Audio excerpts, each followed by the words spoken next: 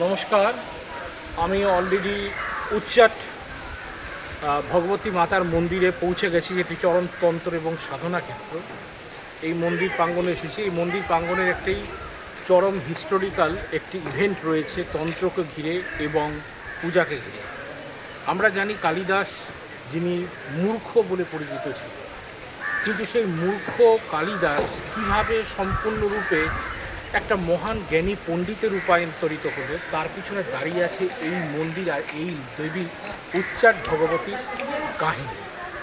এটা শুধু কাহিনী বললে ভুল হবে, এটা সত্যকারের ঘটনা।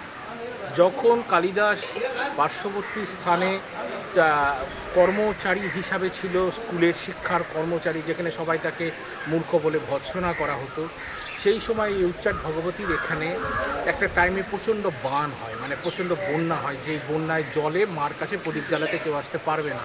তো তখন কালিদাসকে সমস্ত ছাত্ররা ওই স্কুলের, যেখানে কালিদাস হচ্ছে চাকর রূপে এক ধরনের কাজ করত, ঠিক সেই জায়গায় বলা হয় সম্পূর্ণরূপে যে তুমি গিয়ে কি পারবে মার কাছে প্রদীপ জ্বালাতে এই বন্যার মধ্যে। কিন্তু কালিদাস বলে আমি যাবো। সে বন্যা পেরিয়ে সেই মায়ের মন্দিরে আসে এবং মায়ের মন্দিরে আসার পর তারপর কী হয়, মায়ের মন্দিরে যখন আসার পর ওরা বলে দেয় যে ছাত্ররা, যে তুমি যে এখানে আসলে তার প্রমাণস্বরূপ রেখে আসতে হবে, কিন্তু যে তুমি এখানে গেছিলে, মিথ্যা কথা বললাম না, প্রদীপ জ্বালাতে হবে। প্রদীপ জ্বালিয়ে তো মায়ের গায়ে প্রদীপের যে কালি ছিল সেই পাশের কালিটা নিয়ে মার মুখে লাগিয়ে দেওয়ার চেষ্টা করে, প্রমাণ হিসাবে যে মায়ের মুখটা কালো করে দিয়ে আসছে প্রদীপের ওই আভা থেকে, যেই মানে কালো আভাটা বেরিয়ে থাকে প্রদীপের গায়ে লেগে থাকে। যখন মায়ের মুখে ওটা লাগানো হয় তখন ভগবতী স্বয়ং তাকে দেখা দেয় এবং হাত চেপে ধরে, বলে তুই অত্যাধিক বোকা এবং জ্ঞানহীন, কিন্তু আজ তুই আমার কাছে যা চাবি তুই তাই পাবি, বল। তখন কালিদাস বলে যে মা, আমাকে মূর্খ বলে সবাই ভর্ৎসনা করে, এমন আমাকে বর দাও যেই বরে আমি যেন সম্পূর্ণরূপে পাণ্ডিত্য অর্জন করতে পারি।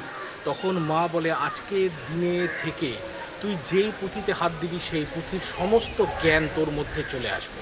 তার ফলে এই ভগবতী মায়ের আশীর্বাদে কালিদাস যেই পুস্তকে হাত দেয় তার সমস্ত জ্ঞান তার মধ্যে চলে আসে এবং পরবর্তীতে আমরা কালিদাসকে পাণ্ডিত্যের চরম শিখরে পাই, যার অনবদ্য রূপে আর কাউকে আমরা কল্পনাই করতে পারি না।